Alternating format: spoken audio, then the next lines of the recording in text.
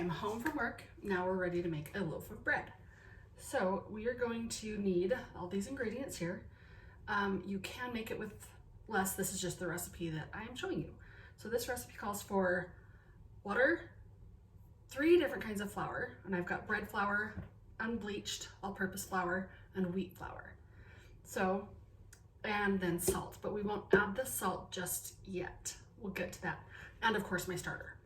So I'm gonna start off actually with some water, and I'm gonna add 350 grams.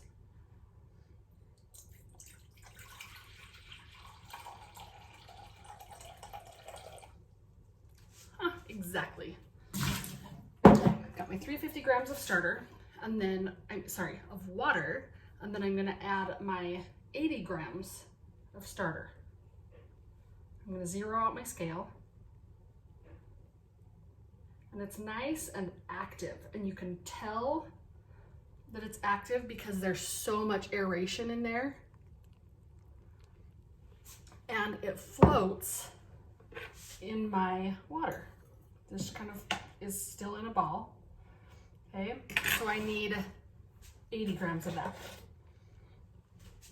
So that so far is 50. It's coming out. It's the turtle in the race here. Slow and steady. Okay, so that's 84. Okay, so I'm done with my starter. And then I'm going to, I like to just kind of stir that down, mix it all in.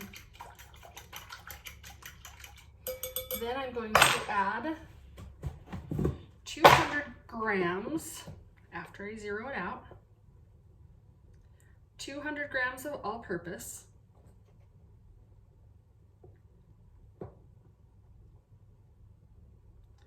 and then 200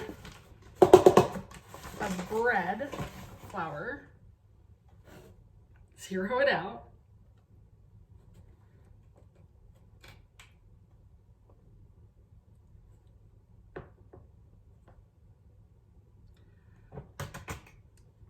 and then 50 grams of wheat.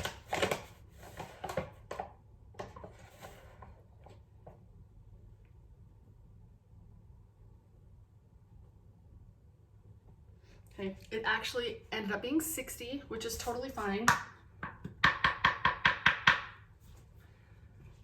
And then I'm going to give it a good stir, and that's all I need to add to my bread loaf. And then after about, so I'm gonna stir this up, I'm gonna set my timer for 20 minutes. It seems like if it's a more moist day outside, I'm looking out my window. If it's a more moist day outside, I can do it in a little less time. If it's a cold day, I need a little more time.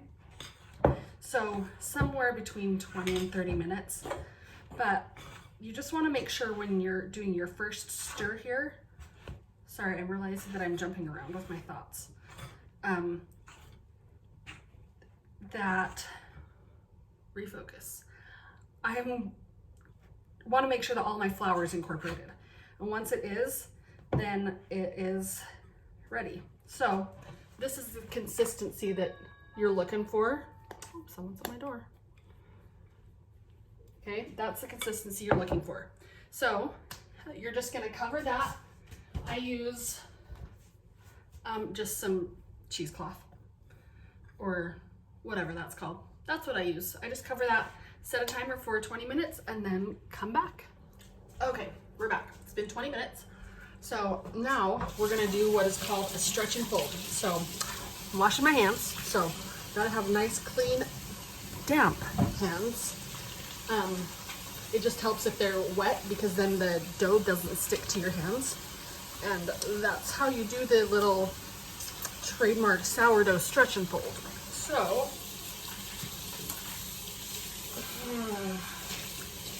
gonna do my quick little stretch and fold. Then, so I'm just getting the excess moisture off my hands. So I haven't dried them or anything. And now, I'm gonna add the salt. Sorry, I should have added the salt and then washed my hands. And I'm gonna add 12 grams. The recipe calls for 10, but I feel like it needs just a little bit more. So I add 12.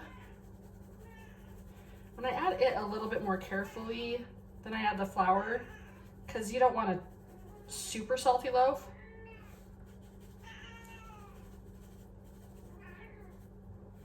Okay. So now that I've got my wet hands, I'm gonna put my hands underneath the bottom of the bread and see how it's so stretchy now.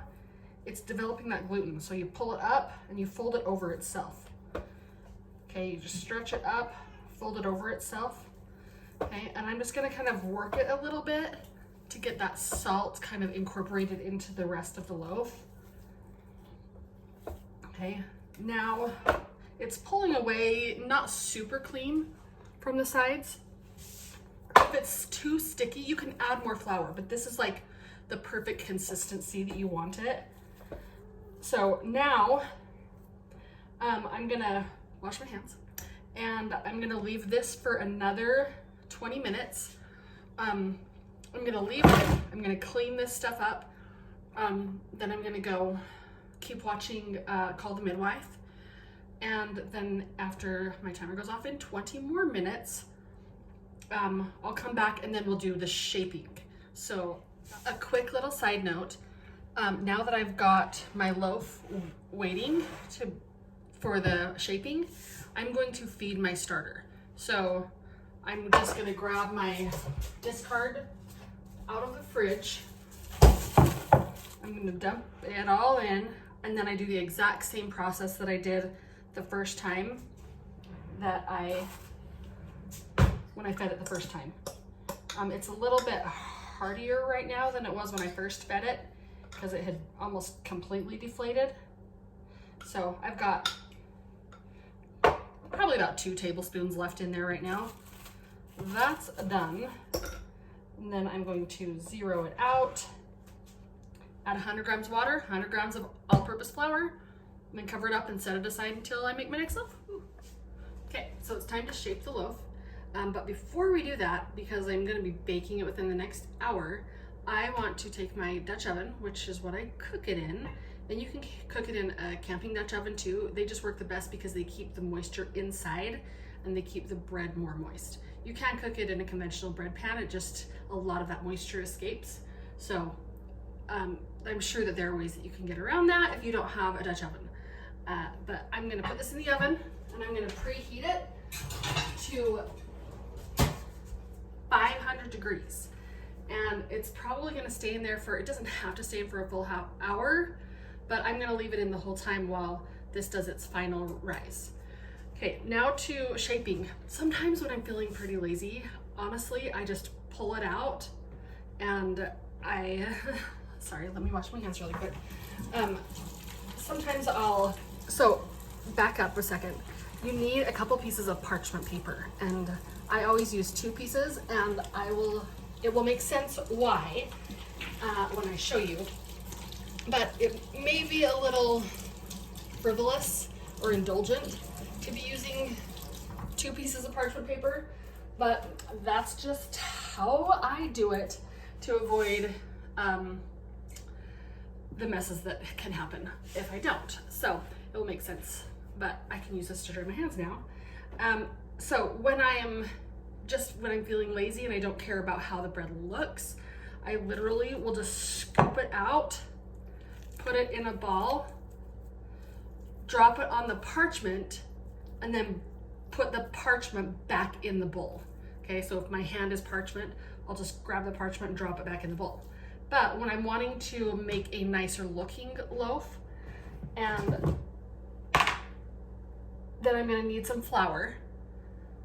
I'm gonna spread flour on my countertop, and I'm gonna leave the lid off because I may end up needing a little bit more. And I did just clean my countertop after I cleaned up my stuff. I'm gonna put it on here, and I don't wanna knock too much of the air out of this loaf. So I'm just kind of gently pushing the, sorry, oh yeah, you can see. I'm pushing the outside of it underneath.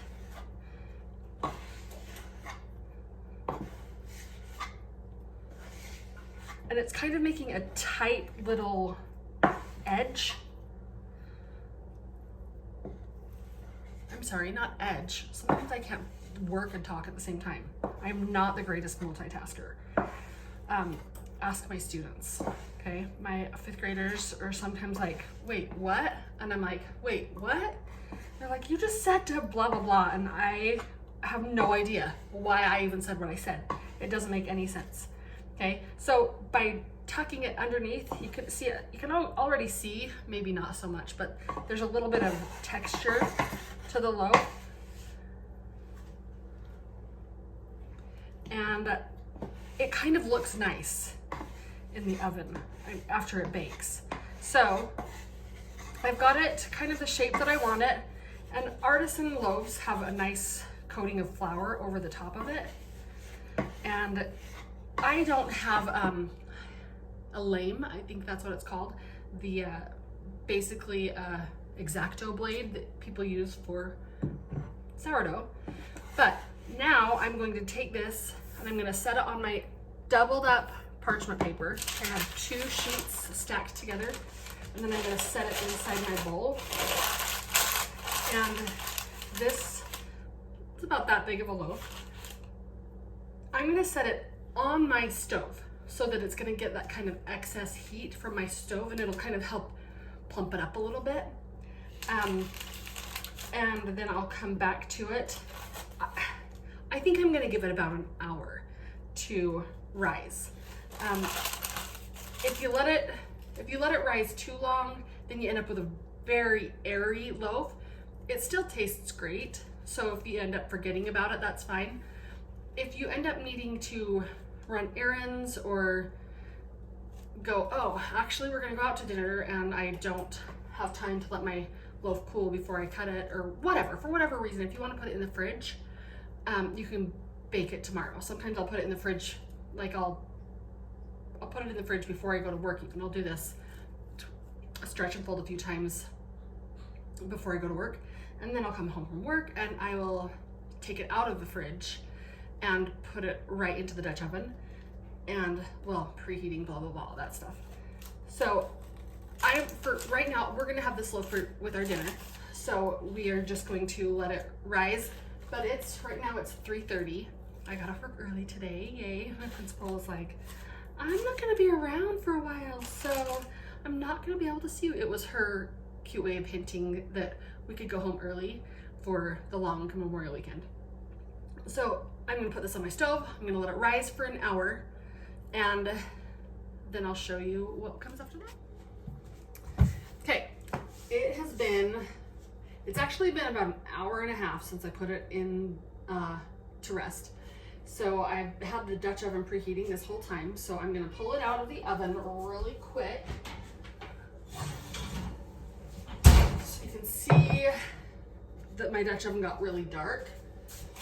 So the bread, it has not quite doubled in size, but I can tell it's ready because I push on it and it springs back up. So I'm going to put it in the Dutch oven, but I'm just going to use one layer of the parchment. The other layer is going to stay inside my bowl, so none of the, sorry, I don't know if you can hear with all the crackling, so that the other layer underneath, all of the stuff that's stuck to the bowl doesn't stick to the parchment and then get the inside of my dish dirty. And then I'm going to get just my kitchen scissors, and I'm just going to cut the top of it. I just kind of went making an X. You can do whatever you want. Sometimes I just do a stripe. Sometimes I don't do anything. And it will just expand where it wants to expand and just kind of pop out where it wants to pop out. So I'm putting this in the oven at 500. Ooh, see, hot pan.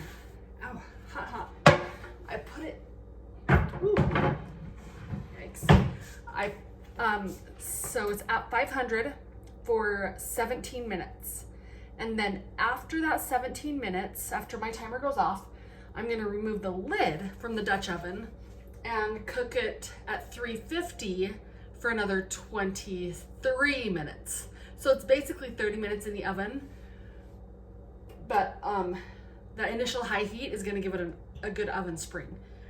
And I'll show you what it looks like when it comes out. Okay, oh, here's my dirty oven.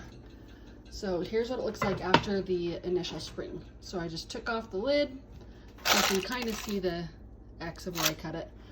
And it won't get any bigger than that now, but it will start to darken. So now I'm just gonna reduce it. 350.